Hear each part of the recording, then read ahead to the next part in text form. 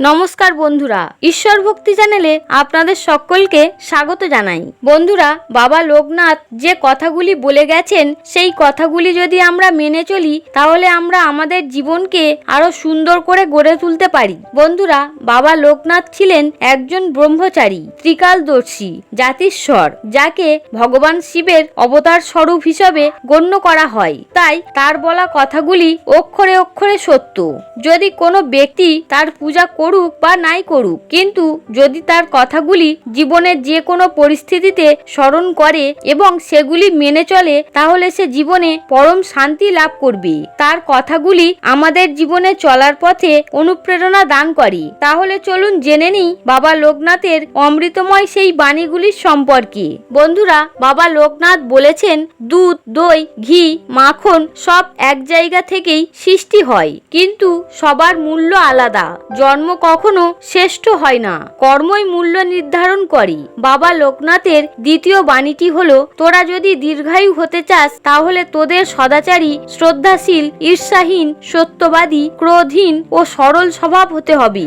তার তৃতীয় বাণীটি হলো, চাঁদ আর সূর্যের মধ্যে যেমন কোনো তুলনা হয় না, ঠিক তেমনি তোর জীবনটাকেও অন্যের সাথে তুলনা করিস না।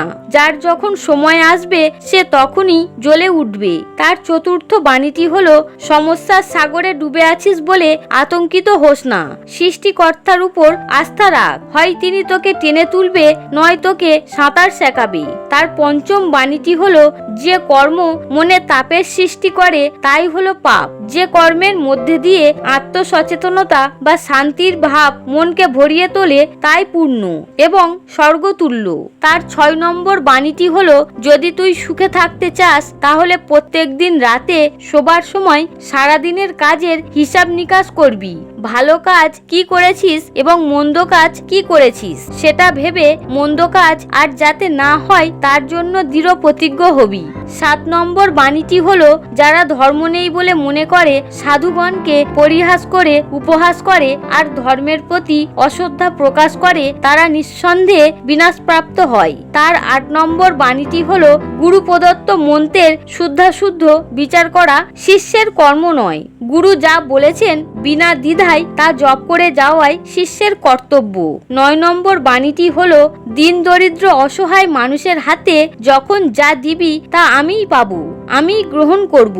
দারিদ্রতায় ভরা সমাজের দুঃখ দূর করার জন্য সর্বদা চেষ্টা করবি। তার 10 নম্বর বাণীটি হলো, যে ব্যক্তি কৃতজ্ঞ, ধার্মিক, সত্যাচারী, উদারচিত্ত, ভক্তিপরায়ণ, মর্যাদা রক্ষা করতে জানে এবং কখনো আপন সন্তানকে পরিত্যাগ করে না, এমন ব্যক্তির সঙ্গে অবশ্যই বন্ধুত্ব করবি। তিনি ভক্তদের উদ্দেশ্যে বলেছেন, গর্জন করবি কিন্তু আহাম্মক হবি না, ক্রোধ করবি কিন্তু ক্রোধান্ধ হবি না।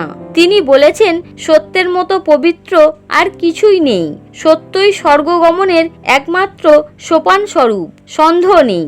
এবং সবশেষ বাণীটি আমাদের মুখে মুখে সর্বদাই আলোচিত হয়, আর তা হলো, রণে বনে জলে জঙ্গলে যখনই বিপদে পড়িবে আমাকে স্মরণ করিবে, আমি রক্ষা করিব। তাই বন্ধুরা, আমাদের নিজেদের প্রতি এবং ভগবানের প্রতি কখনোই আস্থা হারানো উচিত নয়। আশা করি বন্ধুরা ভিডিওটি আপনাদের ভালো লেগেছে। যদি ভিডিওটি দেখে ভালো লাগে তাহলে অবশ্যই একটি লাইক করবেন এবং কমেন্টে অবশ্যই জয় বাবা লোকনাথ লিখতে ভুলবেন না। আপনারা সকলে ভালো থাকুন, সুস্থ থাকুন এই কামনা করে আজকের মতো ভিডিওটি এখানেই শেষ করছি। হরে কৃষ্ণ।